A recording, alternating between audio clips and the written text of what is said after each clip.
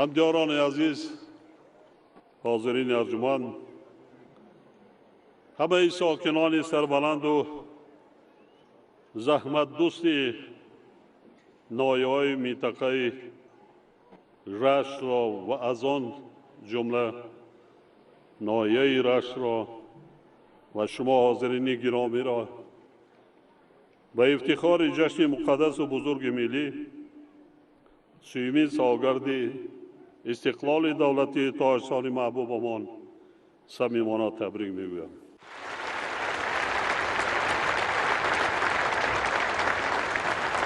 استقلال دولتی برای مردم شرفمند و سربلند و فرهنگ سالار و تمدن ساز ما نعمت بزرگترین و بی‌بهای زندگی، رمزی هستی ملت فرهنگ سالار و تمدن ساز تاجیک و چراغ راهنمای ما به سوی فردای آسوده و آباد می باشد. باعث خوشنودی است که از آغاز آمادگی به تجلیل باشکوهی جشن صاحب استقلالی مملکت در حیات خلق سربلندمان یک مرحله روبلندی بی سابقه آغاز گردیده خرد و بزرگ تاجیکستان را در راه باز هم آباد و پیشرفته گردانیدن وطن عزیزمان الهام و نیروی تازه بخشید. در این سال برای تاجیکستان محبوبمان تاریخی در برابر سعی و تلاش حکومت کشور، ساکنان زحمتکرین وادی رشت نیز کارهای آبادانی و سازندگی را وسعت بخشیده با شکرگزاری از صلح و ثبات کامل و رویه بلند وطنداری تمام سعی و تلاش خود را جهت با دستاوردهای ارزنده تجلیل نمودن جشن مقدس ملی سفربر ساختند. دوستان عزیز، من مخصوصا میخواستم امروز زحمت و ننگ و ناموسی صاحبکاران مخصوصا وادی رشت که بیرون از مملکت کار و زندگی و فعالیت میکنند برای آباد گردانیدن، باز هم زیبا کردن بنیاد کارخانه‌های استحصالی، انشاءات‌های اجتماعی، یعنی برای زادگاه خودشان زحمت کشیدن و شرافت جشن 30 سالگی استقلالیت دولتی جمهوری تاجیکستان ملت‌داری صمیمی خود را بیان نماید.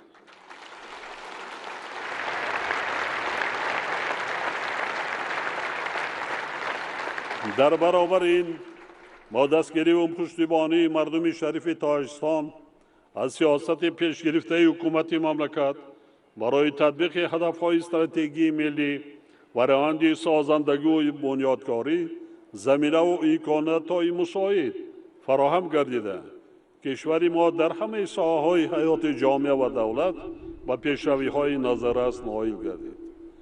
باور دارم که در آینده نزدیکترین با زحمت اهلانه و وطن دوستانه مردم وطن عزیز ما از جمله نایه‌های وادی رشت خیلی آباد و زیبا و شرایط زندگی هر یک عائله باز هم بهتر می‌گردد.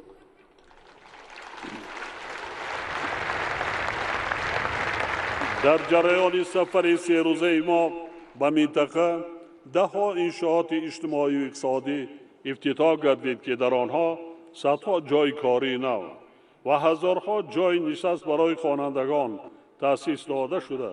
شرایط خدمت رسانی طبی و اهالی نایه‌های وادی باز هم بهتر گردانیده می شود.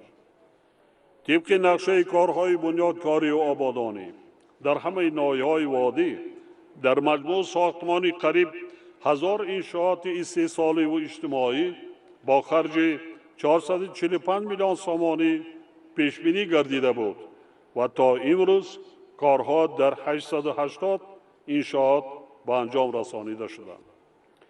در روند بنیاد انشاءات ذکر شده صاحبکاران وطن دوست، دیگر شخصان سخاوت پیشه و ساکنان زحمتکرین نایه‌ها سهمی بسا ارزشمند گذاشتند. در دهات نوآباد در موضع دره کمراب یک مکتب زمانوی بسیار زیبا با شرایط درجه عالی برای تحصیل برای نورسان و جوانان از جانب یک فردی که در همین دهه به دنیا آمده است و یتیم مانده است در خارج کشور کار و فعالیت کرده از حساب درآمد خودش آمده در زادگاه خودش بسیار یک مکتب زمانه‌ای برای 500 نفر خواننده ساخته به استفاده داده است.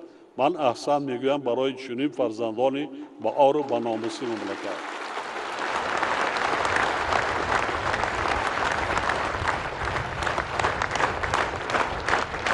حالا کارها دایر و بنیاد انشاءات باقی مانده طبق نقشه چهاربینی‌ها پیش بینی گردیده ادامه دارند و اطمینان دارم که در مهلت‌های نزدیکترین به انجام رسانیده میشود.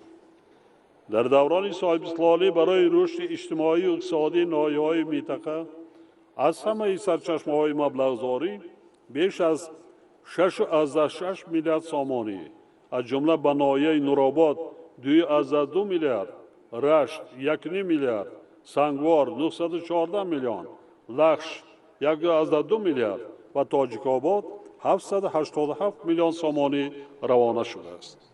در این دوره از بودجت جمهوری برای پوشاندن خراجات بودجت ناحیه‌های ذکر شده 1.4 میلیارد سامانی مبلغ‌های مقصدناک یا کمک مالیوی جدا گردیده است. همچنین در ناحیه‌های منطقه رشت تا امروز برای ساختمان و تجدید و مجهز نمودن مؤسسه‌های تعلیمی و طبی، بنیاد و تجدید راه‌های ماشینگر، زیاد نمودن اقدارهای استحصالی و انتقال نیروی برق، کم کردن تلفات آن، رشد ساحه کشاورزی و دستگیری خواجگی‌های دهقانی، ساحل مستحکم کنی و پیشگیری از ضرر آفت‌های طبیعی، تطبیق 79 لایحه سرمایه‌گذاری دولتی با مبلغ بیش از 2.3 میلیارد سامانی انجام یافته. حالا عملی سازی 21 لایحه دیگر ادامه دارد که در دایره آنها تا امروز بیش از 183 میلیون سامانی از خود شده است. تنها در 10 سال اخیر به ناحیه‌های منطقه 150 میلیون سامانی سرمایه مستقیم خارجی جلب شده برای با جای کاری تامین نمودن شماره زیادی اهالی مساعدت کرده است. همزمان با این به اهالی ناحیه‌های منطقه 11,400 هکتار زمین نزد حولگی جدا گردیده است که در مقایسه با دوره تا سال 1991 3 برابر زیاد می باشد. برای حل مشکلات اجتماعی و اقتصادی ناحیه‌های وادی در 5 سال اخیر در دایره برنامه‌های رشد ناحیه‌های منطقه صدها لایحه با مبلغ عمومی بیش از 200 میلیون سامانی تطبیق گردیده است. اینچنین در دایره برنامه‌های نوی رشد محل برای 5 سال می‌بعد عملی سازی بیش از 900 لایحه با مبلغ 2.8 میلیارد سامانی پیش بینی شده است.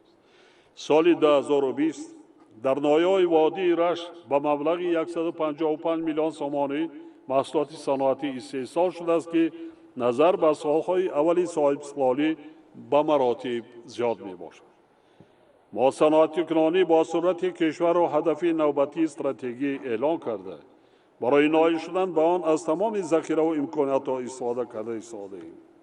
زیرا در این روند بنیاد کارخانه و کارگاه‌های نوی صنعتی و برآمدن کارکرد اشیاء خام محلی یکی از راه‌های اساسی با جای کاری دائمی تأمین نمودن مردم کشور می باشد.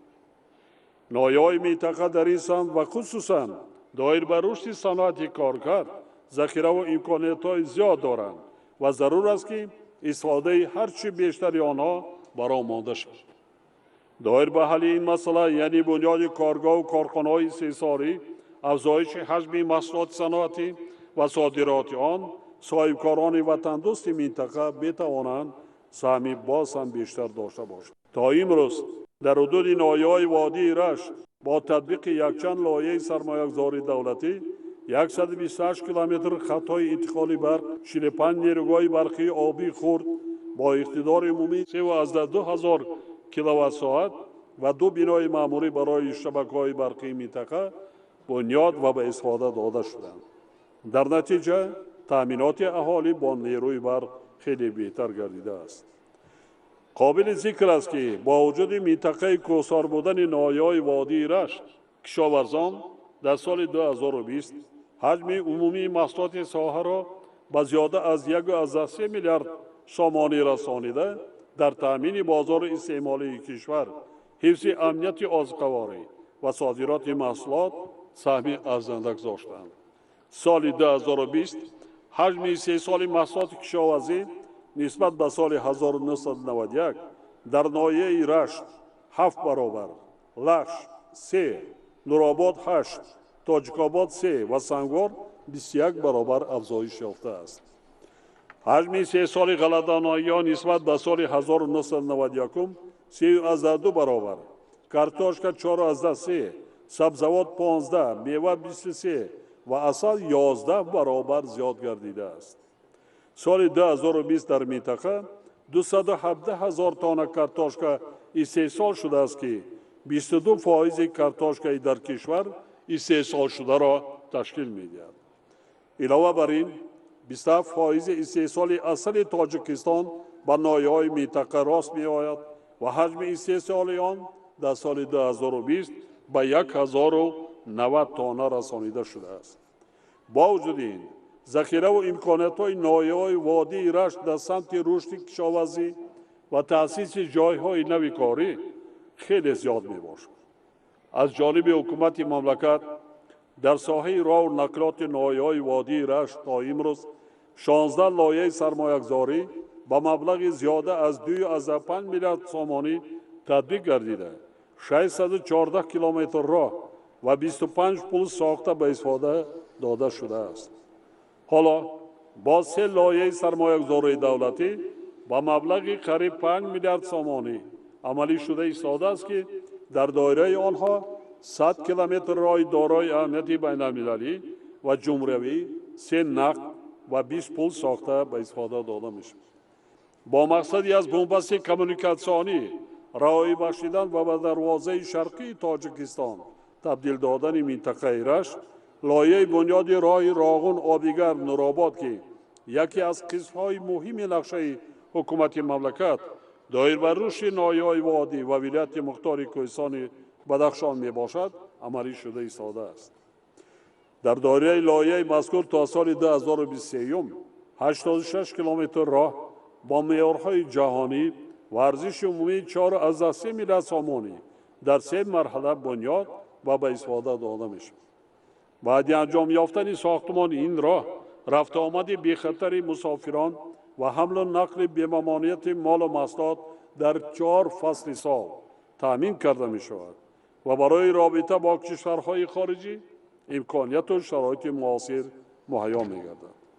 اینچنین در دایره این لایحه 70 کیلومتر راههای محلی نیز بنیاد از نو سازی کرده می شود.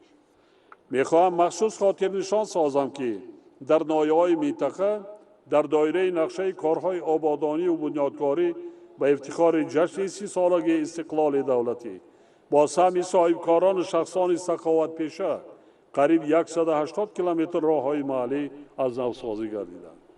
همچنین تاکید می نمایم که بنیاد راههای ماشینگر در برابر تامین نمودن بی خطر حرکت مسافران و واسطه‌های نقلیات، همچنین برای تشکیل نمودن مرکزهای لوجستیکی، صادرات محصولات، رشد سیاحی، فراهم آوردن جاهای کاری و باز هم بهتر گردیدن شرایط زندگی ساکنان منطقه امکانیت مساعد فراهم می‌آورد.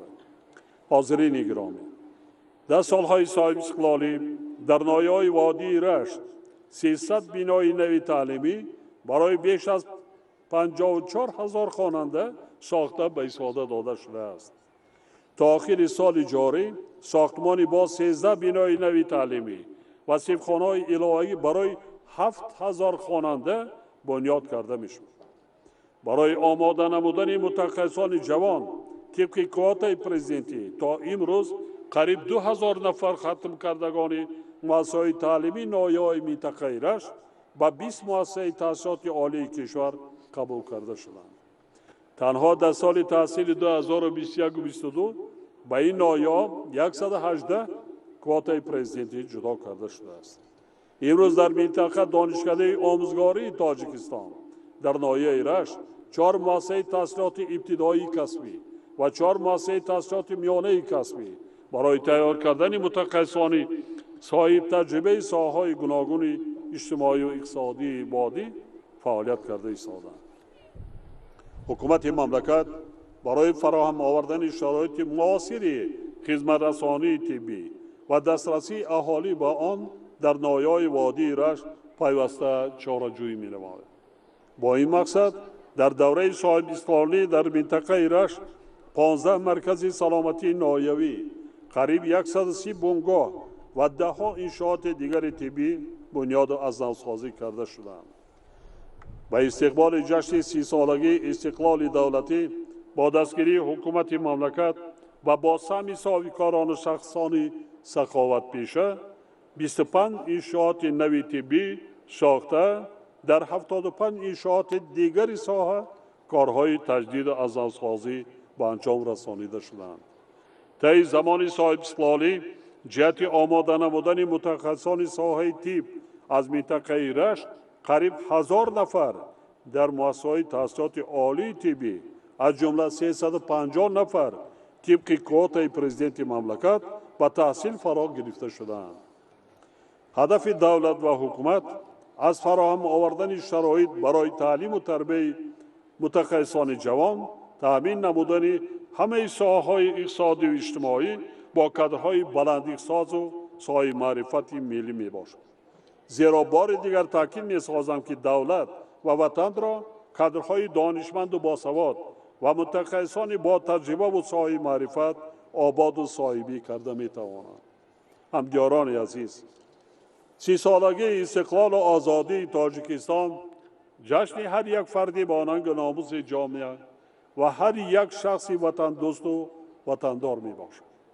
برای استقبال سزاوار این جشن بزرگ تاریخی مردم شرفمند کشور از جمله ساکنان وادی رشت و مخصوصا صاحبکاران از منطقه وادی رشت که در خارج کشور کار کرده زندگی دارند و در کارهای آبادانی و بنیادکاری وطن عزیزمان تاجیکستان سهمی ارزنده گذاشتند که با همه آنها بار دیگر منتداری صمیمی بیان می‌نمایم.